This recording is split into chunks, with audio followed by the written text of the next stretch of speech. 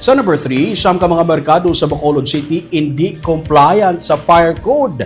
Mga koneksyon sa kuryente ginapa-review liwat sang BFP. May report si Nico Delfin. Electrical in nature ang kabangdanan sa nagluntad nga sunog sa Barangay Central Market nga nagtupok sa 32 ka mga stall sa nagligad nga Desyembre 12.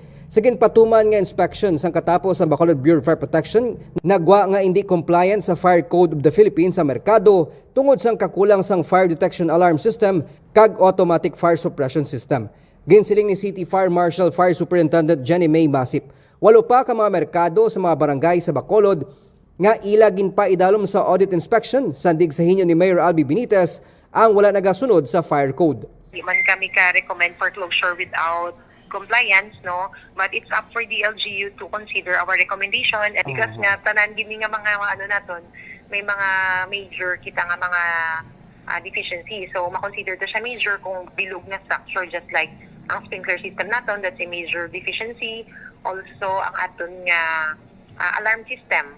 Ginpahayag ni City Administrator Lucille Helbolea nga kadamaan sa mga public markets hindi lang sa Bacolod ang natukod tinuig antes pa man gin-revise ang Republic Act 9154 ukon ang Fire Code of the Philippines. Sa revision sang pagsulundan sang 2019, gina-require ang installation sang fire detection alarm system kag automatic fire suppression system. Ilabi na sa mga commercial establishment sa tuyo nga mapunggan kag mapahagan-hagan ang halit nga sarang matugas ang sunog. By phase lang anay nga brown sang engineer taon-naon lang anay nga mapatindog ang repair ang stalls.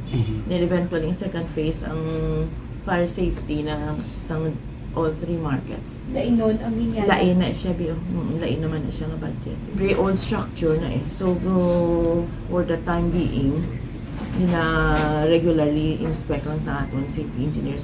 Old structures nakabay, so hindi gid siya fully compliant.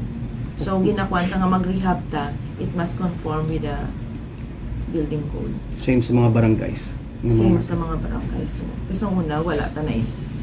Galing kay may planto ka ba tani nga i-change ang Burgos. Galing na wala naman yun. So I don't. Ang bago natukod nga merkado sa Barangay Sumag, amo lamang ang ginakabig compliant sa pagsulundan.